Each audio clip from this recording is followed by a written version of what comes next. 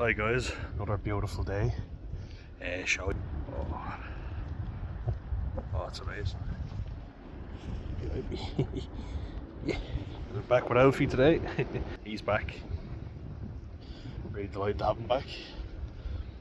A little bit chill in the air, but the sun is out, and that always puts me in a good mood. Anyway, don't know about you, but I wanted to today discuss both the positives and negatives of social media, or rather I'm going to discuss the negative first and then move on to the positive, because I like to end on a good note, you know. So I like to always end it, because I don't want to, start off good and then go bad. Nobody likes to go bad, am I right? Oh, the sun's hitting me so nice there, so perfectly. But yeah, so let's just get straight into it, because I tend to ramble a lot. So sun behind me, don't look directly into it. But so what are the negatives of social media? Well, here's one big thing for me. So when you talk to your grandparents, and well, maybe not mine, probably not a good example, but people from the older generation, before all the technology and everything came out, people seem more grateful with what they had, because they didn't say anything better. You know what I mean? Like, you can give out to this generation and say you're ungrateful, but it's human nature to want more if you see it. You know, we're a greedy bunch. So if you see a supermodel in a magazine, then you don't want, some average looking girl that works in the local news agents. Do you know what I mean? And she might be perfectly good looking and natural, no filters or nothing, no lip fillers, no Botox, and no makeup, and you actually realise she's 10 times better looking. But when you're presented with this supermodel, you know it's out there, so you expect that. And as I say, if we see it, we want it. It's obvious that people have just been preying on our consumerism. We always want the better version, so that's where we're at now. You tell me people from the silent generation and all that, Gen X and baby boomers, they didn't want more. That's why we're in the mess we're in now. No, goodbye. Everybody always wants more. Then eventually it gets to the point where we all want the same thing, and everybody wants the best of the best. We don't appreciate what we actually have. And I think that's highlighted more now than ever, You see lads on social media with six-pack abs, you think, I have to look like that. Women want only that. How many women who are, let's face it, they're no prizes, and they want a lad who's over 6 foot, rippling abs with, 7-figure salary now at this point, it's probably gone. He has to be making in the millions. The hundreds of thousands isn't cutting it anymore, lads. Just look at that sky. Bide with that for sure. I'd say it probably geared more towards men in wanting the best of the best, and it still does. Now it's kind of gone the other way, where women want a man who makes loads of figures and has to also be good looking, be perfect. And I mean, Elon Musk has loads of kids by loads of different women, so not being bad, but it's clear that looks aren't important if that's the case. Just want money. But it's not a case of one gender over another. Both of them are bad. Both of them want the best of the best and aren't content with what they have. Because you see something better, you always want that. Now we have people who, instead of doing the hard work to lose weight, they're taking these skinny jabs, as they're called them, these miracle drugs that have a lot of side effects. And then you've got all these celebrities virtue signaling, like Oprah, Rebel Wilson, etc., and saying, oh, I did a diet and I just worked really hard. That's the thing they love to say, and that's why I'm a big believer in don't believe that it's all about hard work. It's a real American thing as well that we've become accustomed to hearing. I just worked really hard, and because that's what you want to hear, you know, and it makes you feel good to say I worked hard. You can convince yourself of that bullshit if you want, but then someone gets on a crash diet, and guess what? You were taking these fat jabs.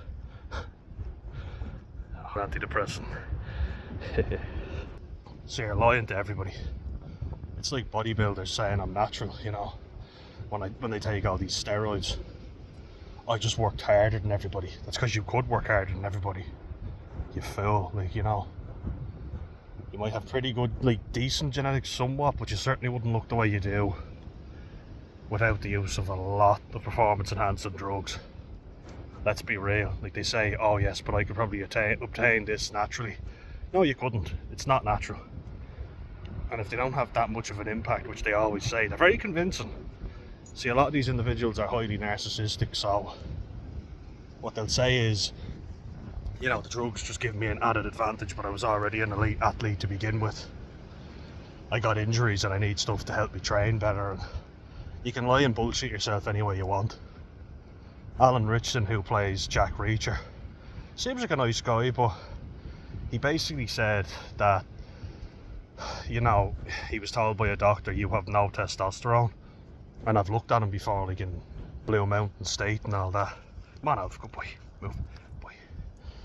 Blue Mountain State, you know, and then looking at him, he has really good genetics. I'm not denying that. He's a very handsome man. If I were that way inclined, Alan Richardson would be the guy I'd go for. Handsome man. No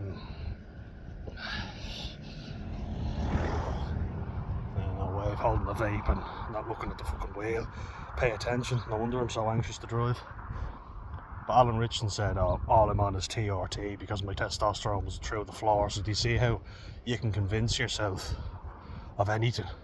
And let's be real, he's on way more than TRT. Like looking like that. As I say, he does have pretty good genetics because I doubt he was always on steroids, and even when you look at him, he's lean, handsome fella. As I say, I like him. Seems like a nice guy, but he's on lamotrigine as well for bipolar disorder, an anticonvulsant medication that's used for bipolar, and we just add that in. But they're very convincing, you know. You're almost believing it, but now we know better, don't we? Of course. Don't cross over, you can see. That lad waved.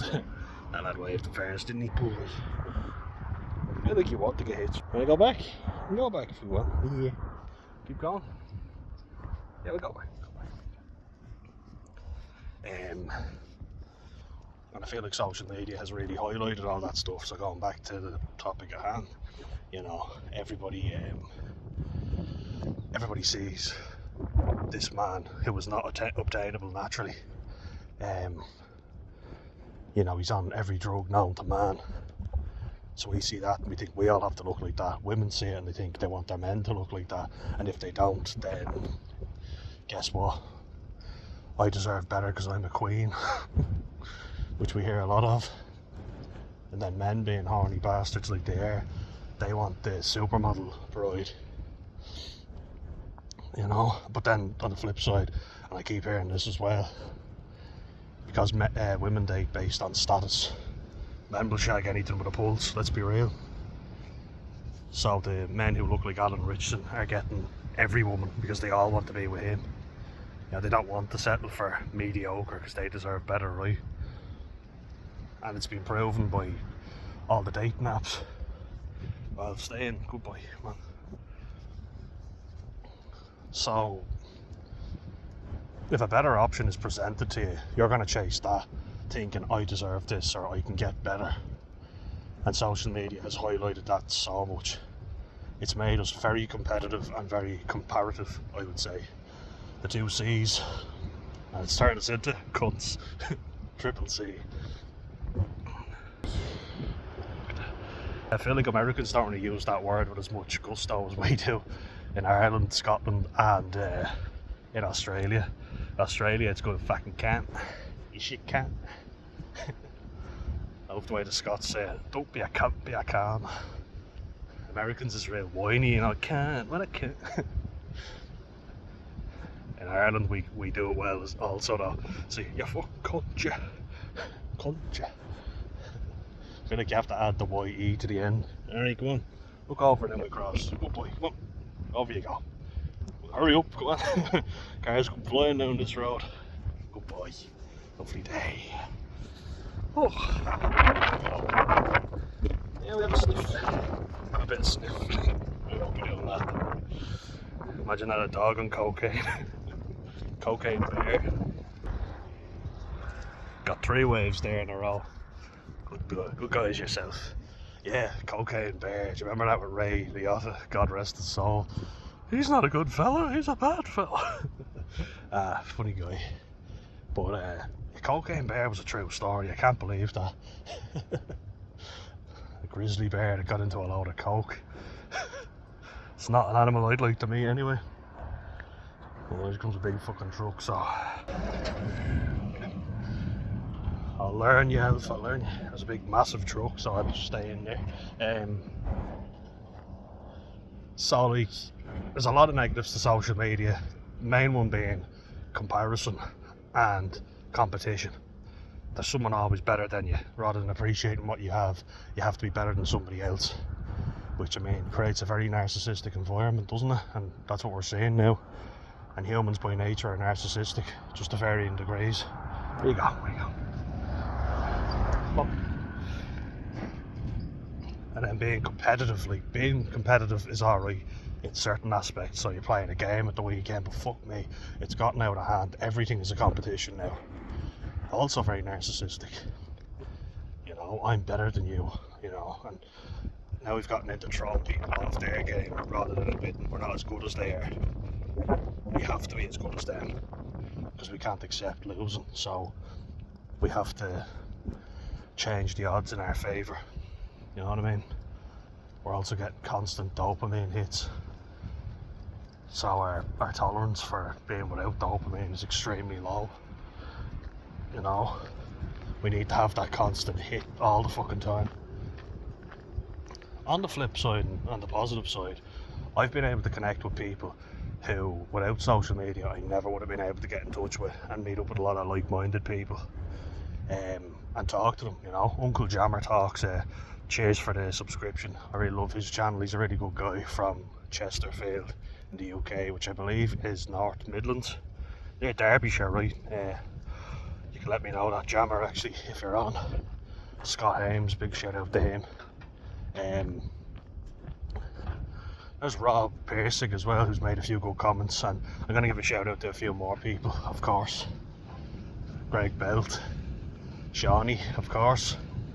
Oh, Shawnee, what do you think of that game against France? Fuck me, that was painful, wasn't it? If you're watching, Shawnee, let me know. But all these great people like Irish Celt. We had a chat about Murphy's Stout, which is lovely. I had my first pint of that at the weekend on Friday. But yeah, connecting with all these great people, I think that's what it's there for, you know, but it's been turned into something toxic. You can connect with a lot of like-minded individuals and set up meetings with them now thanks to social media. That wasn't possible before. So I feel like there's definitely a positive, and we can say it's toxic, it's negative. I would say how we're using it is toxic. Like, I can't complain about social media when I use it, you know, I do use it. I like Instagram because I like to keep memories of times that I've had that are good. Like when I was particularly depressed, I like to look back on moments that I really enjoyed and reminisce, you know, remember the good times, remember there might be good times ahead. It's not all doom and gloom, so I think that's another positive. That's why I love Instagram. I hate TikTok. I think TikTok is TikToxic. I like what I did there. Yeah, TikToxic is what it should be called, because it's literally just designed to work on our short attention spans. Videos that are under a minute long. I don't use it, so I don't care about using it either. I hate the thing. I have used it before and it's not for me. It's designed to get you watching as many short videos as possible in as much time as possible, you know, build it up, get your attention, which is really bad.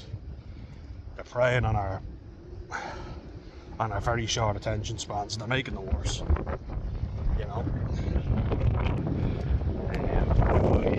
Good lad. It's good to have you back.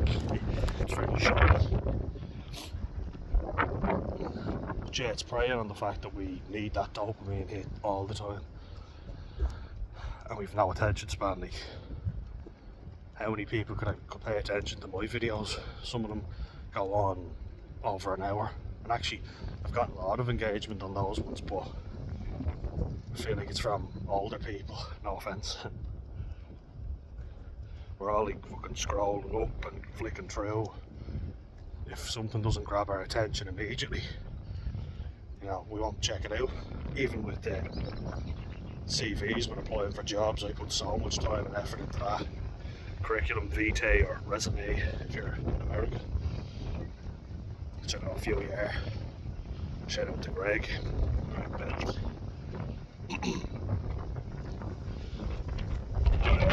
Even with that, you know, so you think an employer is reading through that, checking every box. They flick through it and they throw it out. It doesn't grab their attention. Come on out.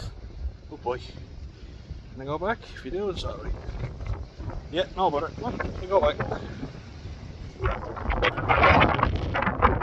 I think being content is something, like if I watch a video, and a piece of advice for you if you're watching something you're really interested in, I struggle sometimes to pay attention to it, but what I'll do is I'll listen to it while I'm eating or sitting outside in this beautiful weather. So I'm content, I'm enjoying the video, and I'm taking it in, you know. When I get a moment where I can just have a listen. Oh, there's a kestrel just soaring above. Oh, off he goes, let's see. See it out if we can get him. Oh, there he is, see him? Oh, look at him. Oh, he's deadly. Oh, what's he after now? Yeah, I've gotten better at paying attention and listening to stuff. I tend to find that I'm good at listening to stuff if I've got time to do something, and then so if I'm making a cup of coffee or whatever, then I'll listen to it, you know. But I do think there's definitely a positive place for social media. We need to get our fucking attention spans better, guys, because they are shrinking. Yeah. There it is. Good boy.